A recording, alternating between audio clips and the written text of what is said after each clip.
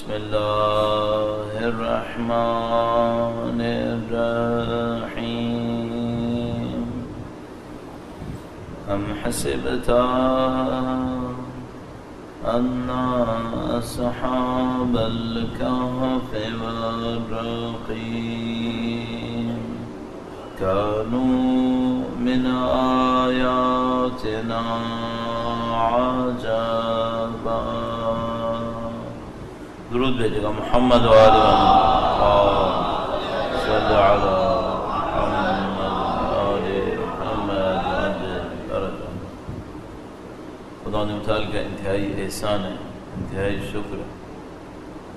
اس نے ہمیں دین کی ہدایت نصیب فرمائی، قرآن، اہل بیت اطہار علیہ السلام کی معرفت نصیب فرمائی.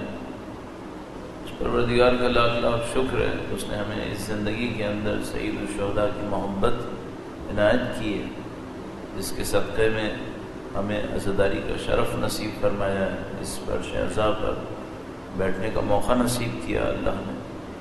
اس دعا کے ساتھ کہ انشاءاللہ ان کے وارث کے ظہور کا دن دیکھنا نصیب فرمائے، ان کی نصرت کی سعادت نصیب فرمائے، انشاءاللہ ان کی نصرت کی راہ میں شہادت نصیب فرمائے انشاءاللہ. تمام دعاؤں کی قبولیت کے لیے امام کے حضور ادائے احترام نظر لطف کو حاصل کرنے کے لیے درود بھیجیں محمد و آل محمد صلی علی محمد آل محمد عجل رجل. خدا تعالی نے انسان کو اس دنیا کے اندر بہت ساری طاقتوں اور توانائیوں کے ساتھ ارسال فرمایا ہے، لیکن ان طاقتوں اور توانائیوں کے ساتھ ساتھ انسان کے اندر کچھ کمزوریاں بھی رکھی ہیں، کچھ مجبوریاں بھی رکھی ہیں، جو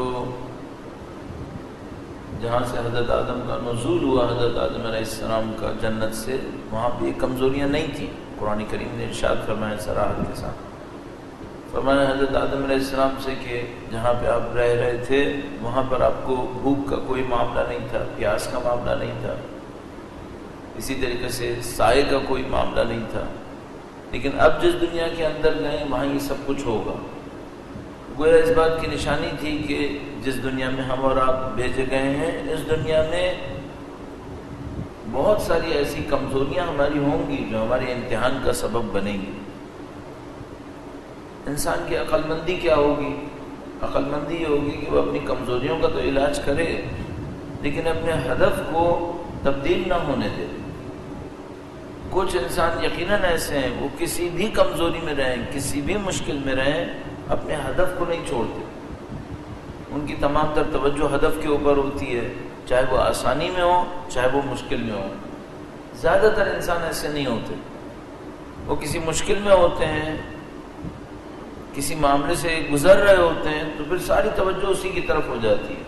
مثلا اگر کوئی انسان بھوک سے گزر رہا ہے تو جس موقع پر وہ بھوک سے گزر رہا ہے اس وقت قیامت کو سوچ رہا ہوگا یا بھوک کو سوچ رہا ہوگا؟ وہ اپنی بھوک کو سوچے گا. اس وقت کون ہوگا جو یہ سوچے کہ مثلا میں اپنی قیامت بناؤں، میں تزکیہ نفس کروں، میں تہذیب نفس کروں؟ اس وقت اس کا سب سے بڑا ہم و غم یہ ہوتا ہے کسی طریقے سے بھوک ختم. پیاس میں ہو کوئی انسان، نہیں معلوم، مثلا جیسے دنیا کی مشکلات ہوتی ہیں، قرض ہوتا ہے، مسائل ہوتے ہیں مختلف قسم کے، تو اس وقت خدا کو بھی یاد کر رہا ہوتا ہے تو قیامت کے لیے یاد نہیں کر رہا ہوتا، اس مشکل کو حل کرنے کے لیے یاد کر رہا ہوتا ہے. خدا تعالیٰ نے قرآن کریم میں اس کو بہت زیادہ پسند نہیں کیا کہ کوئی انسان اللہ کو پکارے کس وقت؟ جب دنیا میں مشکل میں پھنسے، اور جب مشکل ختم ہو جائے، معاملہ ختم ہو، پھر وہ شوق نہیں ہے، پھر وہ ولولہ نہیں ہے. اب مثال کے طور پر سادہ سی بات ہے، اگر میں کسی مشکل میں پھنستا ہوں تو دعاؤں کو بڑھاتا ہوں یا نہیں بڑھاتا ہوں؟ دعائیں بڑھا دیتا ہوں. میری دعاؤں میں شدت آ جاتی ہے، میری دعاؤں میں شوق آنے لگے گا. نمازیں کچھ ایسی پڑھنے لگوں گا جو پہلے نہیں پڑھی تھی، اور جب وہ مشکل ختم ہو گئی پھر واپس. خدا تعالیٰ قرآن کریم میں اس کو پسند نہیں کرتا. ہاں ٹھیک ہے، انسان اپنی دنیا کی مشکل کو حل کرنے کے لیے خدا کو پکارے گا، امام وقت کو پکارے گا، یہ بات اچھی ہے، لیکن ہمارا تعلق اس کے اوپر منحصر نہیں ہونا چاہیے. ہمارا تعلق مستقل ہونا چاہیے خدا تعالیٰ کے ساتھ. اصل تعلق تو وہ ہے جو ہمیں اس دنیا کے بعد خدا تعالیٰ کی طرف سے نصیب ہوگا. یہ جو خدا تعالیٰ نے قرآن کریم میں سورہ طلاق کے اندر ارشاد فرمایا وَمَن يَتَّقِ اللَّهَ يَجْعَل لَّهُ مَخْرَجًا وَيَرْزُقْهُ مِنْ حَيْثُ لَا يَحْتَسِبُ، یہ دنیا میں بھی صادق ہے لیکن اصل کس کے لیے ہے؟ اصل تو آخرت کے لیے ہے۔ کیوں؟ دنیا کی مشکل تھوڑی دیر کے لیے ہوتی ہے، ختم ہو جاتی ہے، آخرت کی مشکل ہے جو ہمیشہ باقی رہتی ہے۔ تو انسان کو مشکل سے نجات دنیا میں زیادہ چاہیے یا آخرت میں زیادہ چاہیے؟ آخرت میں زیادہ چاہیے۔ خدا نہ کرے نعوذ باللہ تعالیٰ کوئی شخص برزخ کے کسی مرحلے میں پھنس جائے تو روایات فرماتی ہیں بعض اوقات ایک مرحلہ 50,000 سال کا ہوتا ہے اگر کسی جگہ پہ پھنس جائے۔ کیسے پھنس جاتا ہے انسان؟ نعوذ باللہ کسی کا مال لے کے بیٹھ گیا، اب مثلا بعض روایات کہتی ہیں خدا نہ کرے کسی کا مال کسی کے پاس رہ گیا، اب انتظار کرے گا کہ یہ آدمی مرنے کے بعد اس کو اتنی اجازت ملے کہ مجھے معاف کر سکے، تب کہیں جا کر یہ بخشا جائے گا، ورنہ یہ پھنسا رہے گا وہیں۔ تو مثلا جیسا کہ بیان کرتے ہیں مثلا برزخ کے مختلف مرحلے ہوتے ہیں، ایک اسٹیج، دوسرا اسٹیج، تیسرا اسٹیج۔ مثلا خدا نہ کرے کوئی حقوق الناس میں مال کے معاملے میں ایک اسٹیج پہ آ گیا، اب یہاں پہ کب کلیئر ہوگا اس کا معاملہ، کب اس اگلی منزل پہ جائے گا؟ جب سارے اس کے مال کے جھگڑے ختم ہوں گے تب جائے گا۔ اور مال کے جھگڑے کب ختم ہوں گے؟ جتنے دنیا میں لوگوں کا مال اس کے پاس تھا وہ سب اسے بخش دیں، تب جائے گا۔ تو لکھا ہے بعض اوقات لوگ ہزاروں سال ایک مرحلے میں رہیں گے کیونکہ ان کا جھگڑا ختم نہیں ہوا، جن کا مال اس نے لیا تھا انہوں نے اس کو نہیں بخشا تو کیا ہوگا؟ جتنا اس کی سزائے جھیلنی پڑے گی پھر۔ اب خدا نہ کرے نعوذ باللہ تعالیٰ اگر کوئی انسان ایسا ہو جس کی گردن کے اوپر ہزاروں لوگوں کا حق ہو، کہاں جائے گا وہ؟ انسان کو اصل جو مشکل سے نجات چاہیے وہ وہاں پہ چاہیے، لیکن ہم انسان دنیا کے اندر سب کچھ سوچتے ہیں، ہم لوگوں کا فریم دنیا سے باہر نہیں نکل پاتا۔ بہت کم انسان اتنے خوش قسمت ہوتے ہیں جو دنیا کے اوپر اپنا فریم سیٹ نہیں کرتے، ان کا فریم آخرت کے اوپر ہوتا ہے، دنیا کو لے کے چل رہے ہوتے ہیں۔ ہم لوگ الٹے طریقے سے سوچتے ہیں۔ اب جو پہلی اصلاح ہمارے اندر چاہیے ہوتی ہے وہ یہی چاہیے ہوتی ہے، اچھا جب تک یہ مشکل ہے ہمارے ساتھ، جب تک آخرت کو کاؤنٹ نہیں کرو تو دنیا میں خدا کے امتحان میں کامیاب ہونا بھی آسان نہیں ہے۔ اگر انسان آخرت کو کاؤنٹ نہ کرے تو ایک آدمی نے میرے ساتھ کچھ کیا تو میں اسے معاف کروں گا، اگر آخرت کاؤنٹ نہیں کروں گا تو معاف نہیں کروں گا کہ بھئی اس نے میرے ساتھ ظلم کیا ہے، میں اسے میں کیوں معاف کروں؟ جبکہ خدا تعالیٰ بہت ساری جگہوں پہ کہتا ہے کہ بھئی معاف کرو، عفو درگزر سے کام لو۔ تو جب تک آخرت کو نہیں شمار کرے گا تو معاف نہیں کرے گا، اور زیادہ تر لوگوں کا دماغ دنیا کے اوپر لگا ہوا ہے۔ اس کا مطلب یہ ہے کہ اس کی وجہ سے معاشرے میں عفو درگزر ختم ہو گیا، برداشت ختم ہو گیا، لوگوں کا ایک دوسرے کے سامنے تحمل دکھانا ختم ہو گیا، چونکہ آخرت پہ توجہ کم ہے۔ تو لب لباب کیا ہے؟ آخرت پہ توجہ دے انسان۔ لہذا مولا کے فرامین کے اندر جو نہج و بلاغہ میں بہت دفعہ یہ جملہ آتا ہے، اس سے مشابہ جملہ ایک ہر جگہ صریح یہی ہے، اکثروا ذکر الموت، موت کا ذکر کثرت سے کرو، کثرت سے کرو، وما بعد الموت، اور موت کے بعد کا بھی ذکر کرو۔ خطبہ مکتوب نمبر 69 جو دوسری جگہ جہاں یہاں کی بات پڑھ رہے ہیں وہاں ہم اس مکتوب کو بیان کر رہے ہیں، تو اس کے اندر یہ صریح آیا ہے، موت کا ذکر کثرت سے کرو، وما بعد الموت، اور موت کے بعد کا ذکر بھی کثرت سے کرو، چونکہ اس کا انسان کی تربیت کے اوپر اثر ہے۔ اگر یہ نہیں کرے گا یہ سب تربیت نہیں ہو سکتی۔ جس کا فریم دنیا کے اوپر رکا ہوا ہے وہ تربیت میں ناکام ہوتا ہے۔ درود بھیجے گا محمد و آل محمد صلی علی محمد اب اس تربیت کے مختلف انداز آپ کی خدمت میں عرض ہوئے۔ یہاں پر اس سلسلے کی بس کل انشاءاللہ آخری مجلس ہوگی، تو اس کو موضوع کو ہمیں اختتام کی طرف لے کے جانا ہے۔ آج انشاءاللہ کچھ روایات عرض کریں گے اور انشاءاللہ کل اس کو ایک اختتام تک پہنچانے کی کوشش کریں گے۔ ظاہر ہے کہ یہ موضوعات کبھی ختم نہیں ہوں گے اگر انسان صرف روایتوں کو ہی پڑھے جو اس چیپٹر کے اندر ہیں۔ کئی جلد کتابیں ہیں جو صرف ان روایات پر ہیں جن کا تعلق تربیت سے ہے، انسان کی تربیت سے۔ تو ہمیں صرف یہ کرنا ہوتا ہے کہ جو ہم نے موضوع میں بھی رکھا، بنیادی اصول کیا ہے، فنڈامنٹلز کیا ہیں اس کے، وہ انسان کو پتہ چل جائے، پھر خود مطالعہ کرے، خود پڑھنے کی کوشش کرے، اور سب سے بڑھ کر کیا ہے، اللہ سے مدد مانگے. سب سے بڑھ کر یہ جو خدا، اب یہ شاید سادہ سی بات لگے لیکن عرض کر رہا ہوں، جو خدا ہمیں خواب میں پتہ نہیں کیا کچھ دکھا سکتا ہے، وہ ہمیں خواب میں ہمارے عیب نہیں بتا سکتا. کیوں عیب نہیں بتا سکتا؟ بتا سکتا ہے. بھائی جو خدا مثلا کتنے ہمارے پاس علماء موجود تھے، مثلا انہوں نے ایک کتاب کھولی، روایت دیکھی، وہ روایت ان کے مسئلے کے اوپر تھی، عیناً وہی تھی جو وہ چاہ رہے تھے کہ بھئی اس مشکل میں میرا حل کیا ہے. مثلا کسی نے قرآن کریم کھولا، وہ آیت آ گئی جس سے اس کی مشکل حل ہو. اتنے خدا طریقے اختیار کرتا ہے انسان کو سکھانے کے لیے، بتانے کے لیے. میں نہیں کہہ رہا یہ اسٹینڈرڈ ہے. ابھی ہر آدمی کتاب کھول کے فیصلے کرے، ممکن ہے اس کی مانوی طاقت ہی اتنی نہ ہو. یہ جو ہر آدمی استخارے کرتا ہے، مجھے سمجھ میں نہیں آتا. استخارے کی بھی بہرحال ایک اندر ایک پاکیزگی تھوڑی بہت تو ہونی چاہیے انسان کے اندر، اس کی کچھ تیاری ہونی چاہیے. بہرحال کرنے کو کر سکتے ہیں، لیکن یہ ہے کہ ایک اندر ایک تیاری ہو، زیادہ بہتر ہے. تو جو خدا یہ سب کچھ کر سکتا ہے، اگر میں خدا سے واقعاً گڑ گڑا کے مانگوں کہ خدا میری ہدایت کر، تو خدا مجھے میرے عیب نہیں بتائے گا. پھر ہادی نہیں ہے کیا خدا؟ نعوذ باللہ تعالیٰ. خدا ہادی ہے، ہدایت دینے والا. تو وہ ہدایت دے گا، مجھے بتائے گا کہ بھئی میرے عیب کیا ہیں، میرے نقص کیا ہیں. میں اپنے ان نقص اور عیب کے اوپر محنت کروں گا، خدا سے مزید ہدایت مانگوں گا. تو یہ اللہ کی نعمت ہوگی جس کا میں تشکر کروں گا، شکر کروں گا، خدا نعمت اور بڑھا دے گا. ہدایت نعمت ہے خدا کی. تو اگر میں اس نعمت کا شکر بجا لاؤں، کیا مطلب؟ اگر مجھے اپنا ایک عیب مل جائے تو اس کو دور کروں، تو خود بخود خدا میری نعمت کو بڑھانا شروع کر دے گا، میری ہدایت بڑھے گی. تو یہ بنیادیں ہیں جس کے اوپر کام کیا جا سکتا ہے. اہل بیت اطہار نے ان سب کو بیان کیا ہے. درود بھیجے گا محمد و آل محمد. صلی اللہ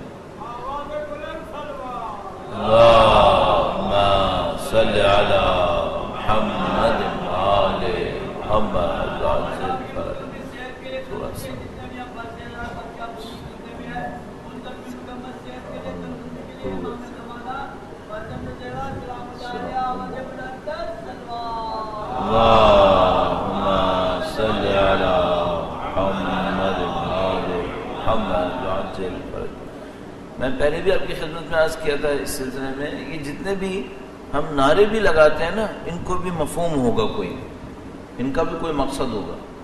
مثلا حتی جو ہم درود بھیجتے ہیں، اس کا کوئی مفہوم ہوگا. ایسا نہ ہو ہم لوگ صرف بولتے ہوں، وقت گزر جاتا ہو، مفہوم پہ توجہ نہ دیں. مثلا ابھی انہوں نے فرمایا، آپ نے جواب میں کہا لبیک یا حسین. مثلا اب یہاں پہ بیٹھے ہوئے لبیک یا حسین کا مطلب کیا ہوگا؟ سوچنا ہوگا نا اس کا مطلب کیا ہوا.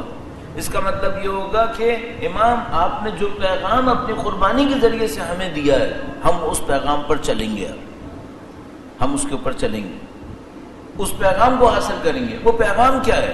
اللہ کی بندگی ہے. جب ہم کہتے ہیں لبیک یا حسین، یہ صرف جغرافیہ کا معاملہ نہیں ہے کہ میں کراچی سے نکلوں گا، نجف یا کربلا پہنچ گیا، لبیک ہو گئی. نہیں، اسے وہاں پہنچنا نہیں ہے، جغرافیہ کا ایشو نہیں ہے.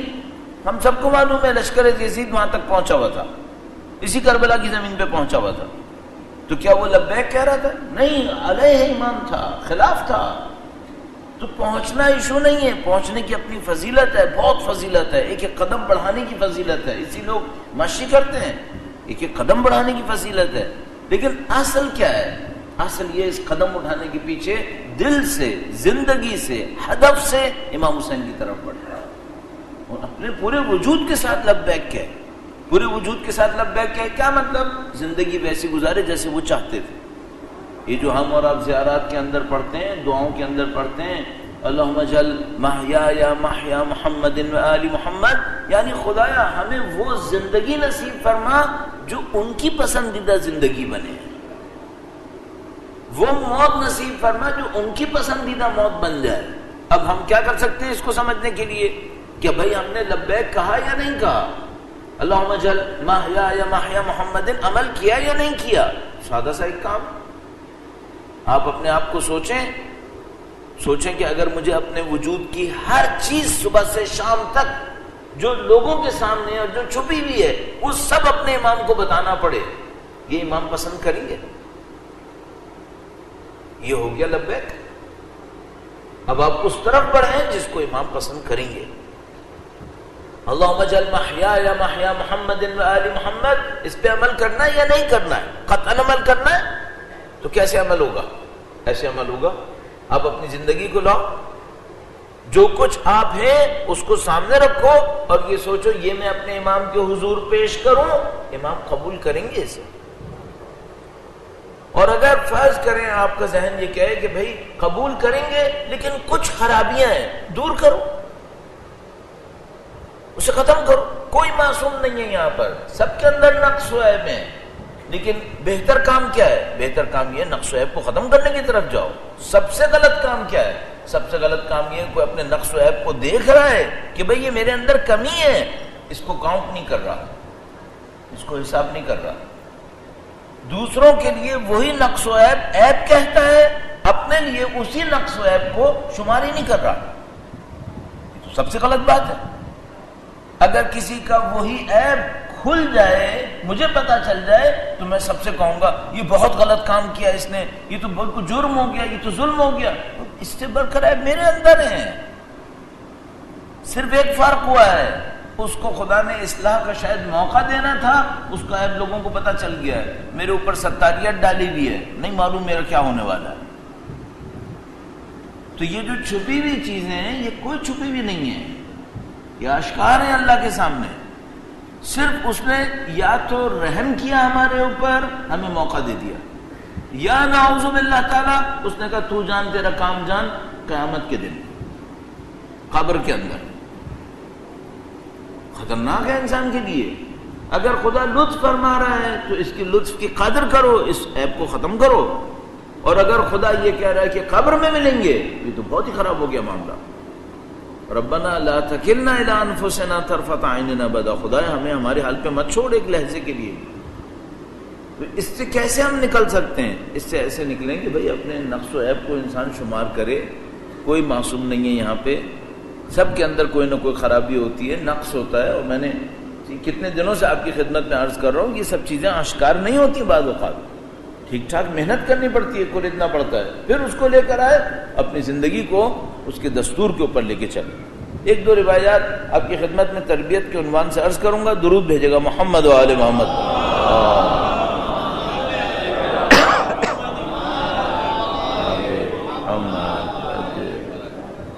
ایک بار پھر درود بھیجے گا محمد و آل محمد.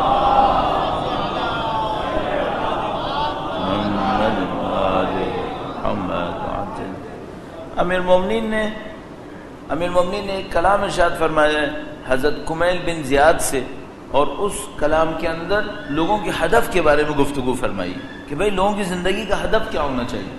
کلام طولانی ہے، میں صرف 2 جملے اس حدیث سے آپ کی خدمت میں عرض کروں گا.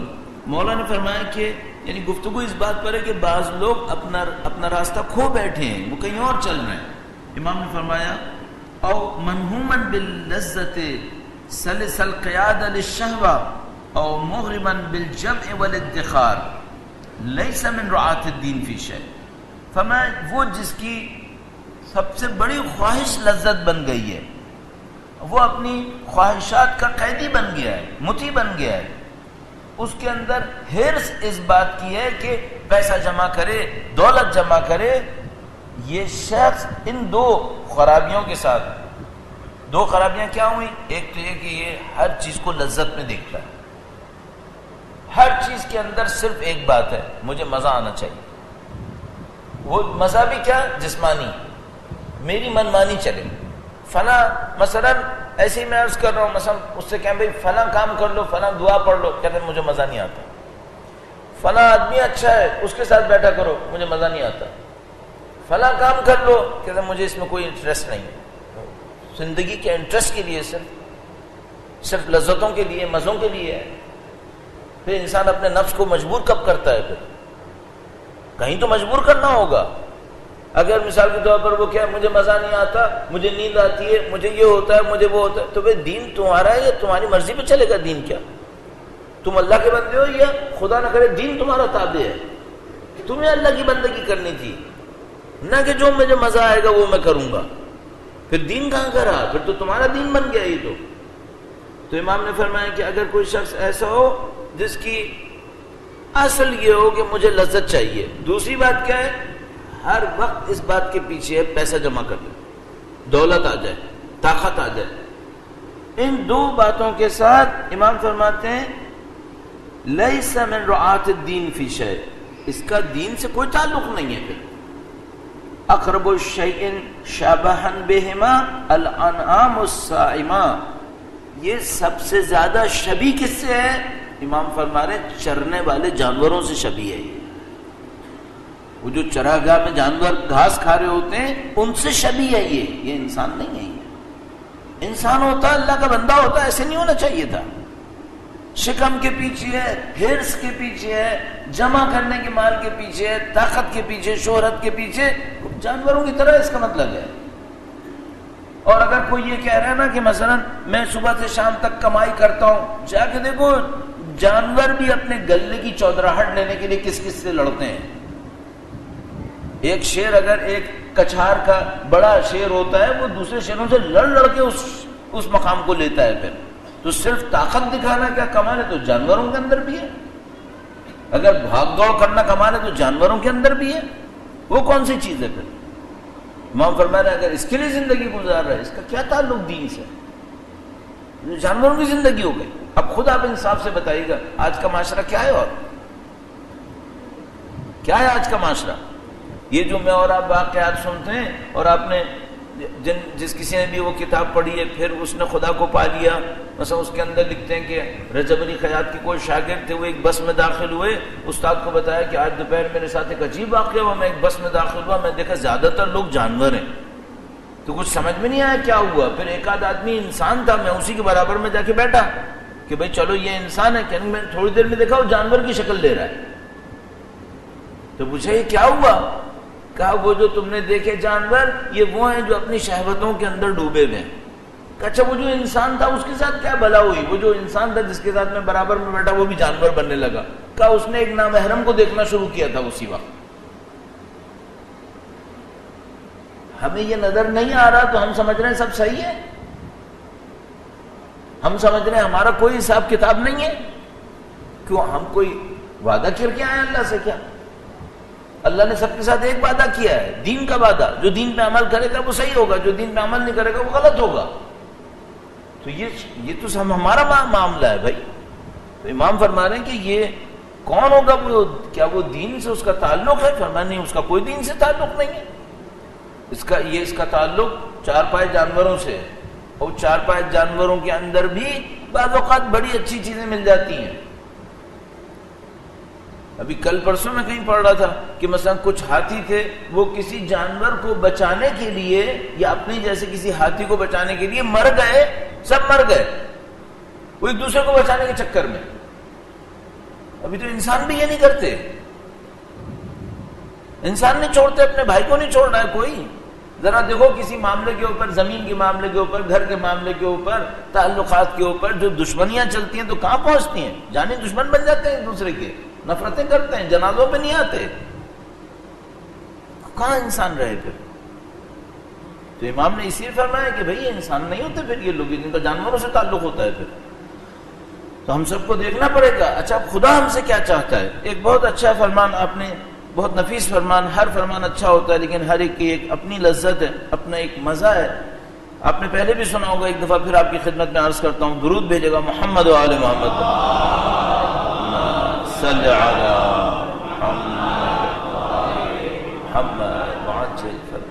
کچھ فرامین ایسے ہیں اہل بیت کے جن میں انہوں نے زندگی گزارنے کے اصول سکھائے ہمیں. یہ کرو, اس طرح سے زندگی کے وقت کو تقسیم کرو. یہ ان فرامین میں سے ہے, اور ہمارے چھٹے امام سے منسوب ہے. ایک بار پھر ان کی ذات پہ درود بھیجے گا محمد و آل صلی علی محمد و آل محمد. اللہ سے دعا کرتے ہیں خدا ہمیں اس فرمان پہ عمل کرنے کی سعادت نصیب فرمائے انشاءاللہ۔ امام نے فرمایا ينبغي للمسلم العاقل، ایک عاقل مسلمان کے لیے ضروری ہے، بہت اچھا ہے وہ یہ کرے۔ اب امام نے قید لگا دی عاقل، کوئی عقل سے محروم ہو جائے اس کا معاملہ ختم ہو گیا، عقل مند ہوگا یہ کرے گا۔ عقل کا مطلب مکاری نہیں ہے، ہم سب کو پتہ ہے۔ عقل کا مطلب یہ 2-4 دنوں کی زندگی میں ایک دوسرے کے ساتھ مکاریاں کرنا، ہوشیاریاں کرنا، وہ اس کو پورا اوپر کر دے، اس کو نیچے کرو، اس کا پیسہ گھسیٹ لو، ادھر سے پیسہ بنا لو، اس سے جائیداد بناؤ، یہ عقل ہے؟ اہل بیت فرماتے ہیں العقل ما عبد بہ الرحمن، عقل وہ ہے جس سے رحمان کی بندگی ہوتی ہے، یہ عقل ہے۔ باقی کیا ہے؟ فرمایا باقی مکاری ہے، شیطنت ہے۔ ہاں ایک آدمی اللہ کی بندگی کے لیے کمائے بہت اچھا ہے، بہت کمائے بندوں کے کام آئے بہت اچھی بات ہے۔ مجھے لگتا ہے زندگی 3 ہدف سے بنی ہے، ایک تو انسان تزکیہ نفس کرے، اپنا اللہ کی بندگی میں آگے بڑھے، تزکیہ نفس، تہذیب نفس، کمالات نفسانیہ کو حاصل کرے۔ دوسری بات اللہ کے دین کو اللہ کے بندوں تک پہنچائے۔ تیسری بات اللہ کے بندوں کی خدمت کرے۔ اصول یہ ہیں، باقی اس کی شاخیں، کوئی خدمت کرے گا، مثلا حتیٰ جیسے ہم دیکھتے ہیں 40 کی زیارات میں مثلا لوگوں کے پاؤں دبا رہے ہیں، کوئی پانی پلا رہا ہے، کوئی راستہ بتا رہا ہے، کوئی کچھ کر رہا ہے، وہ بھی اللہ کے بندوں کی خدمت کر رہا ہے۔ ہر ایک کا اپنا انداز ہوگا، کوئی لمبی مدت کا کوئی کام کرے گا اور کوئی چھوٹی مدت کا کوئی کام کرے گا، لیکن آپ کا اپنا طریقہ کار ہوگا۔ امام نے فرمایا کہ ایک عاقل مسلمان کے لیے اچھا ہے کہ وہ کیا کرے؟ فرمایا اپنے دن کو 3 حصوں میں تقسیم کرے۔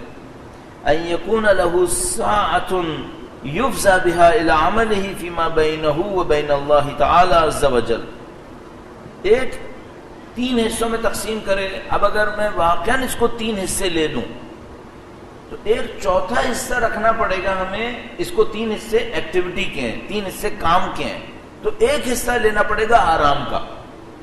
تو مثلا 4 حصے ہو گئے، ایک حصہ وہ ہے جس میں انسان آرام کر رہا ہے، سو رہا ہے، میں نے عرض کیا اس کی بھی نیت ڈھنگ سے کر لے وہ بھی عبادت بنتی ہے۔ سونے سے پہلے وضو کرے، آیات پڑھ لے، کچھ قرآن کی سورے پڑھ لے، جیسا کہ مشہور و معروف بی بی کا فرمان ہے 3 مرتبہ قل هو اللہ پڑھو، تمام مومنین کے لیے استغفار کرو، تمام انبیاء کے اوپر درود بھیجو، ایک لائن کی بات ہے، اللہم اغفر للمؤمنین والمؤمنات والمسلمین والمسلمات، تمام انبیاء پہ درود بھیجے، اللہم صلی علی جمیع الانبیاء والمرسلین وعبادک الصالحین، 3 مرتبہ قل هو اللہ، 3 مرتبہ تسبیحات 4۔ اثرات آپ اپنی زندگی میں دیکھیں پھر کیا ہے۔ سورہ کہف کی آخری آیت پڑھیں، دیکھیں اس کی آیت اثر کیا ہے۔ سورہ بقرہ کی آخری آیت آمن الرسول بما انزل الیہ من ربی، دیکھیے کیا اثرات کیا ہیں۔ تو آرام کرے، آرام کو مفہوم دے دے۔ اگر 24 گھنٹے وقت نکالیں، ایک حصہ نکال دیں آرام کا، فرض کرنے 6 گھنٹے ہو گیا۔ اب جب تک ممکن ہے کوئی جوان ہو اس کو زیادہ سونا ہو، ممکن ہے کوئی زیادہ عمر کا ہو تو اسے زیادہ سونا ہو جسم کی کمزوری کی وجہ سے، ممکن ہے کسی کو کم سونا ہو، ممکن ہے زیادہ، لیکن ایک حصہ اس نے آرام کا رکھنا ہے۔ تو اب زندگی کے 3 حصے رہ گئے آرام کے بعد۔ ایک وہ ہو گیا، امام نے فرمایا کہ عمل کرے فیما بینہ و بین اللہ عز وجل، اس کے اور خدا کے درمیان کے لیے ہو۔ یہ کون سا حصہ ہے؟ عبادت کرے۔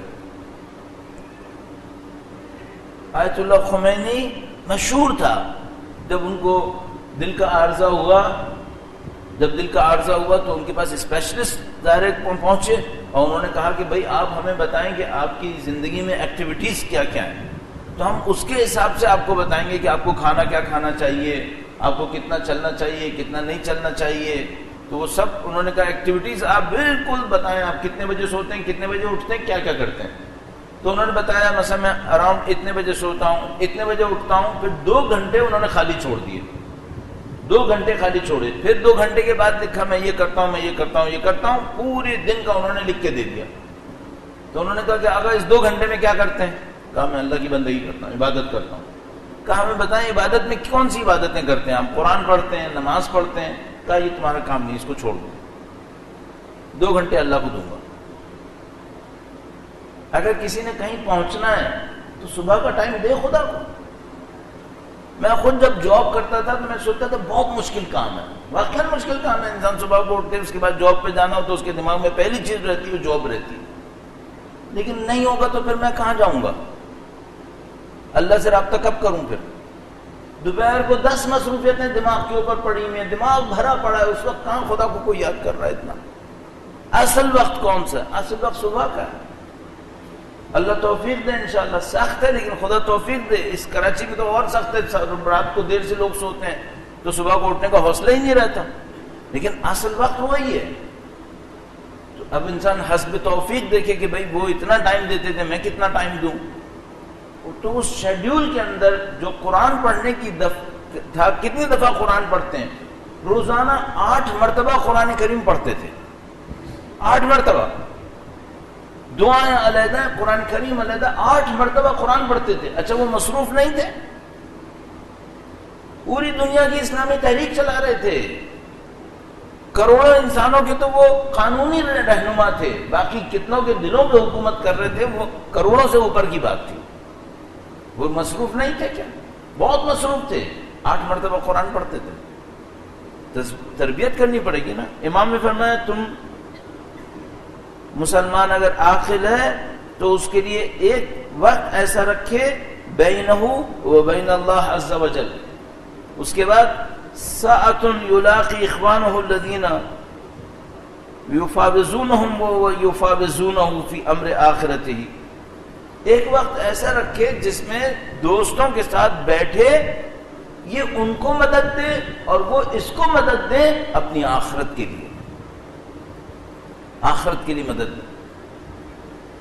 اب ایک انسان کہ بھائی میں پھر بزنس کب کروں, جاب کب کروں, جو اصل کام ہے وہ یہیں پر ہے. بھائی یہ بزنس جاب بھی آخرت کے لیے ہو, یہ سب بھی آخرت کے لیے ہو.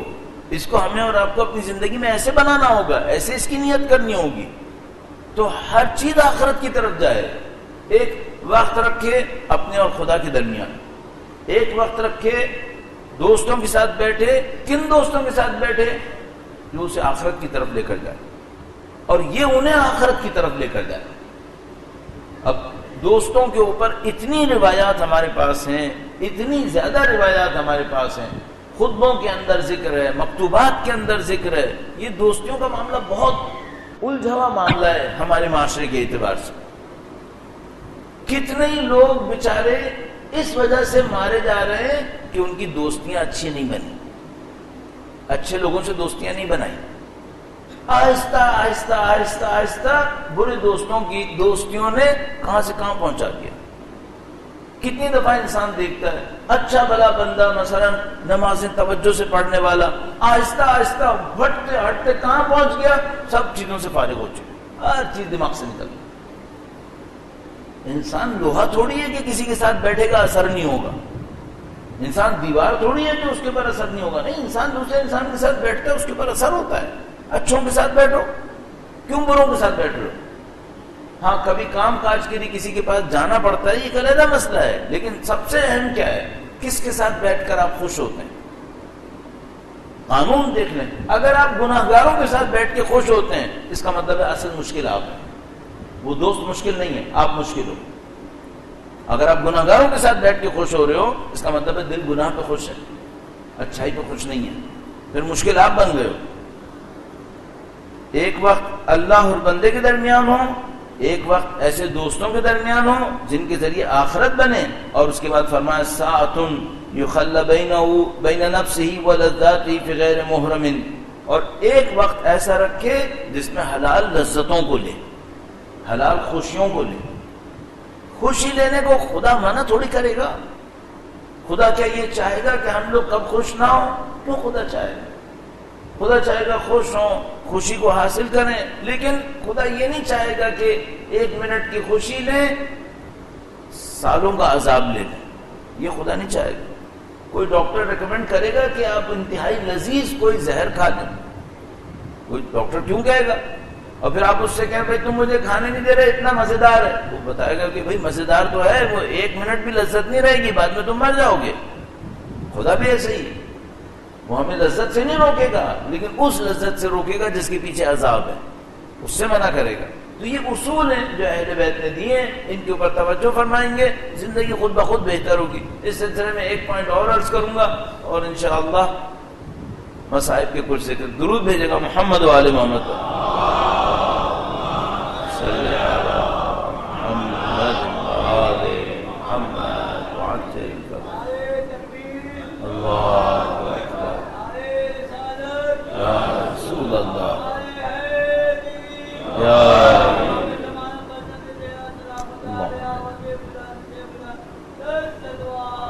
اللہم صلی علی محمد وآل محمد۔ ایک اس سلسلے میں بس ایک پوائنٹ اور کو یہ کہ نہ کوئی ایسا ہوگا کہ ایک رات میں ولی اللہ بن جائے، ایسا نہیں ہونے والا۔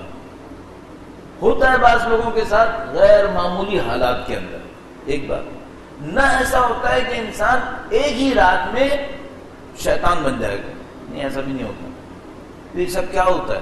یہ سب آہستہ آہستہ ہوتا ہے، تدریجاً ہوتا ہے۔ جو بگڑ رہا ہوتا ہے وہ تدریجاً بگڑ رہا ہوتا ہے، آہستہ آہستہ بگڑ رہا ہوتا ہے۔ جو بن رہا ہوتا ہے معمولاً وہ بھی آہستہ آہستہ اپنے آپ کو بنا رہا ہوتا ہے۔ تو آپ اس اصول کی وجہ سے کہ جو کچھ ہوتا ہے وہ تدریجاً ہوتا ہے، امید رکھیں اپنے اندر کہ اپنے آپ کو آہستہ آہستہ بنائیں، لیکن ڈریں بھی اپنے آپ سے۔ کیوں؟ بگاڑ آہستہ آہستہ آتا ہے، بگاڑ بھی ایک رات میں نہیں آتا۔ ہاں کبھی نعوذ باللہ تعالیٰ کوئی بدبختی کر دے انسان، ایک ہی رات میں سب کچھ کھو بیٹھے، یا اس کے مثبت طرف سے کوئی ایسا کارنامہ کرے اللہ کی بندگی میں ایک ہی رات میں ولی اللہ بن جائے، یہ بھی ہوتا ہے لیکن بہت کم ہوتا ہے۔ اصل کیا ہوتا ہے؟ اصل یہ سب آرام آرام سے ہوتا ہے۔ تو اس میں امید بھی ہے کہ چلو آہستہ آہستہ محنت کرتے رہیں گے، خدا دے گا۔ ڈر بھی ہے کہ بھئی آہستہ کی آہستہ بگڑتا ہے انسان، ایک کام کریں تو آسانی رہے گی۔ وہ کیا؟ انگریزی میں ایک اصطلاح استعمال کرتے ہیں، کمفرٹ زون۔ ایسا ایک یہ کہ انسان اپنے گرد اپنی زندگی میں ایک سکون کی جگہ بنا لیتا ہے۔ زیادہ تر میں نے دیکھا ہے جتنی بھی باتیں کر لو، تربیت کی، تہذیب نفس کی، عبادت کی، بندگی کی، لوگ اپنے کمفرٹ زون سے باہر نہیں نکلنا چاہتے۔ ہر آدمی نے اپنے لیے ایک زون بنا لیا ہے، اپنے لیے ایک علاقہ بنا لیا ہوتا ہے، ایک طریقہ بنا لیا ہوتا ہے۔ یہ اس میں اچھا چلتا ہے اپنے نفس کے حساب سے، اسی کو اوپر لے کے چلتا رہتا ہے۔ اس کے بعد کیا کرتا ہے؟ جس برائی کو نہیں چھوڑنا ہوتا اس پہ توجہ نہیں دیتا، جس اچھائی کو نہیں کرنا ہوتا اسے کاؤنٹ نہیں کرتا۔ کیوں؟ اس کے لیے محنت کرنی پڑے گی، اس کے لیے محنت کرنی پڑے گی، اور دوسرے کام کر لے گا۔ مثلا فرض کرنے یہاں پہ کوئی بندہ ہو بہت اچھا ہو نماز پڑھنے میں، قرآن پہ محنت نہیں کی ہو، اب ہم اسے لاکھ بولے نا قرآن قرآن قرآن، وہ کہے گا میں نمازی تو ہوں نا، بس کافی ہے، وہ نہیں آئے گا قرآن کریم پہ۔ اب کوئی ہو قاری بہت اچھا ہو، عبادتوں میں سست ہو، تو کہا میں قاری ہوں نا، بس صحیح ہے۔ کوئی اور کام کر رہا ہو، کہہ رہا بس میں نے یہ کر لیا نا، صحیح ہے۔ بہت دفعہ دیکھا ہے، مثلا کوئی ایک اچھا کام کر رہا ہوگا، ہر سال عمرے پہ جا رہا ہے، کہتے ہیں بس میں ہر سال عمرے پہ جا رہا ہوں نا، یہ میرے لیے صحیح ہے۔ یہ کیوں صحیح ہے بھائی؟ باقی دین نہیں ہے، اس کا کمفرٹ زون اس کے اندر بن گیا ہے، یہ یہاں اپنے آپ کو فٹ کر لیتا ہے، باقی کہتا ہے باقی دین معاملہ ختم، میں یہاں پہ صحیح ہوں۔ یہ اللہ کی بندگی نہیں ہے، یہ اپنے نفس کی پیروی ہے۔ اللہ کا دین اور بھی ہے۔ جس دن انسان اپنے اس کمفرٹ زون سے نکل کر سوچنا شروع کرے نا کہ چلو یہ تو میں نے کر لیا، اب اور کرنے کا کیا ہے، اس وقت بات سامنے آتی ہے۔ اچھا خدا امتحان کس چیز سے لیتا ہے؟ جو آسانی سے میں کر لیتا ہوں یا جو سختی سے کرنا پڑتا ہے؟ امتحان کمفرٹ زون میں نہیں ہوتا ہے، امتحان ٹف زون میں ہوتا ہے۔ امتحان ہوتا ہی وہی ہے جہاں پر انسان آسانی سے نہیں کرے گا، ورنہ تو وہ ایسے ہی کرتا رہے کہ معاملے ختم ہو گئے، کیوں کرے پھر؟ تو تھوڑا سا انسان کو اپنے کمفرٹ زون سے نکلنا پڑتا ہے تہذیب نفس کے لیے۔ تو مثلا فرض کرنے میں سوچ لوں کہ بھائی میں ویلفیئر کا کام بہت کرتا ہوں، پیسہ دیتا ہوں، لوگوں کے کام آتا ہوں، یہ کرتا ہوں وہ کرتا ہوں، ٹھیک ہے نماز شب نہیں پڑھتا تو کیا ہوا، 10 کام میں اور کرتا ہوں، ان کی اتنی فضیلت ہے، مولانا ان کی فضیلت کم ہے کیا؟ میں کہوں گا ہاں بھائی بہت فضیلت ہے، تو پھر میں اگر یہ نہ پڑھوں تو کیا ہوگا؟ صرف ایک مشکل ہے، تم اپنے کمفرٹ زون میں بیٹھے ہوئے ہو اور اپنے دل کو بہلایا جا رہے ہو۔ سب یہی کرتے ہیں، ہر ایک انسان اپنا ایک جگہ پکڑ لیتا ہے، کہتا ہے میں یہاں پہ صحیح ہوں، باقی دین کیا ہوا؟ باقی دین انشاءاللہ خدا بخش دے گا۔ بخش دے گا تو بھیجا ہی کیوں تھا؟ بھیجا کس لیے تھا؟ اس نے امتحان کے لیے تو بھیجا تھا۔ تو اب آپ اور میں یہ کریں کہ سب سے پہلے تو اس کو آئیڈینٹیفائی کریں گے بھائی وہ ہمارا کمفرٹ زون کہاں ہے جس کو ہم آسانی سے کر لیتے ہیں۔ مثلا اگر کوئی مجھ سے پوچھے نا، میں کہوں گا مجلس پڑھنا، یہ میرا کمفرٹ زون ہے، یہ میں آسانی سے کر لیتا ہوں۔ ممکن ہے کسی کے لیے بہت مشکل ہو، لیکن میں 34-35 سال ہو گئے دین کا طالب علم ہوں، 20-25 سال سے یہاں بیٹھا ہوں پاکستان کے اندر بول رہا ہوں، اب بولتے بولتے بولتے بولتے مجلس پڑھنا میرے لیے آسان ہو گیا نسبتاً، یہ میرا کمفرٹ زون ہے۔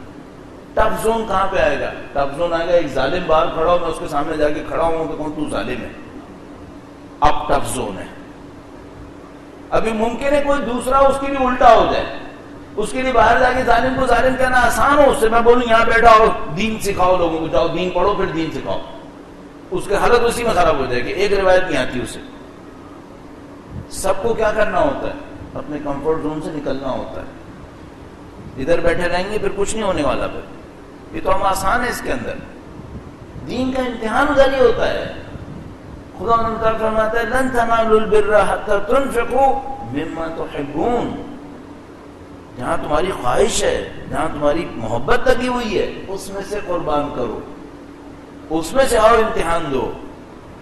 تو عزیزان محترم، تربیت کے بنیادی ترین اصولوں میں سے ایک اصول یہ ہے کہ بندگان خدا آپ کو اور ہمیں اپنے اوپر ٹف ٹائم دینا ہوتا ہے، تھوڑا سختی اٹھانی ہوتی ہے۔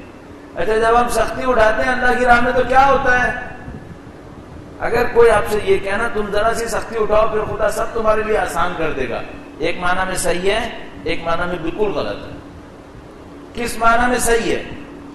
تم خدا کے لیے سختی اٹھاؤ، خدا تمہارے دل سے سختیوں کا خوف نکال دے گا، اس معنی میں صحیح ہے، سختیوں کا خوف نکال دے گا۔ کیوں؟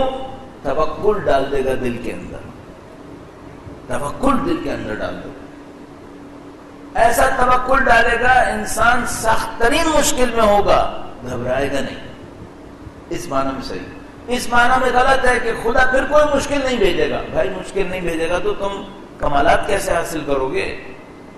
انبیاء دنیا کے سخت ترین مشکلات سے گزرتے تھے، آئمہ کی سب کی شہادتیں ہوئیں سوائے آخری امام کے جو پردہ غیبت میں، سب کی شہادتیں ہوئیں۔ کیوں؟ مقامات سے گزرنا پڑتا۔ اہل بیت کے اولیاء اور اوصیاء کون تھے؟ وہ جو سولیوں پہ چڑھے تھے، وہ جو جلاوطن ہوئے، وہ جن کو حجاج جیسوں نے مارا، یہ سب گزارنا پڑتا ہے۔ تو آپ اور میں یہ نہ سوچیں ہم خدا کی راہ میں بڑھیں گے پھر کوئی مشکل نہیں آئے گی، نہیں، مشکل آئے گی۔ ہاں، کمال کیا ہوگا؟ کمال یہ ہوگا کہ مشکل کا خوف نہیں آئے گا، آپ کا دل اتنا مضبوط ہو جاتا ہے، آپ مشکل کو برداشت کرتے ہیں، ہنسی خوشی برداشت کر لیں گے، اس سے مت گھبرائیں۔ تو ہمارے پاس اتنے جو شہداء اہل بیت کی راہ میں، ان کے احوال دیکھیں آپ، کیسے کیسے اپنی جانیں دیتے تھے بے خوف و خطر، ذرا غم احساس نہیں کیا۔ ان کا جو واقعہ ہے، اگر میں نام صحیح لے رہا ہوں، عبداللہ بن عفیف کا، کہ جب عبید اللہ بن زیاد کے دربار میں تشریف فرما تھے اور اس نے اہانت کی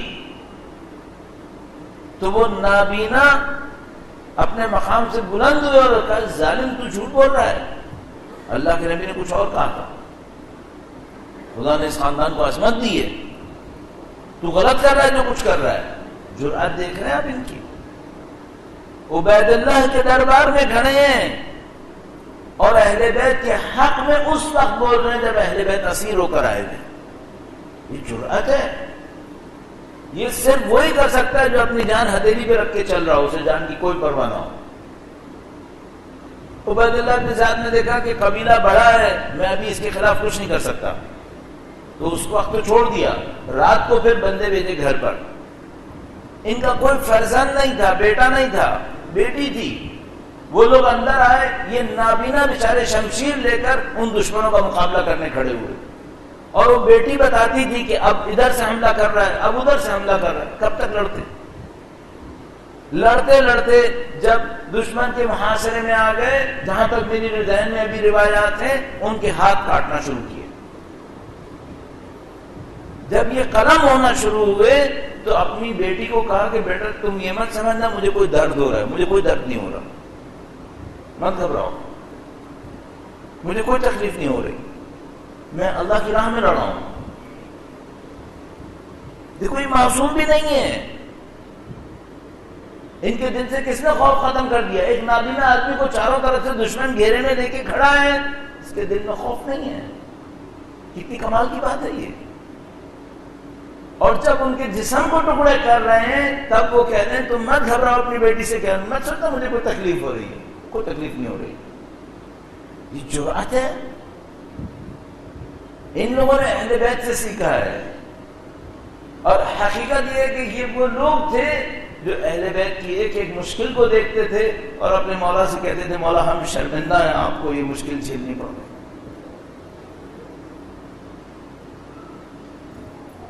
اگر اس سانحے کو کوئی دیکھے جو ان نابینا نے جھیلا اپنے اوپر، اور ان سے کوئی پوچھے کہ آپ نے کیوں کہا کہ آپ کو تکلیف نہیں ہوئی، تو شاید وہ ہم سے کہیں کہ کیا تم نے ابو الفضل کا واقعہ نہیں سنا؟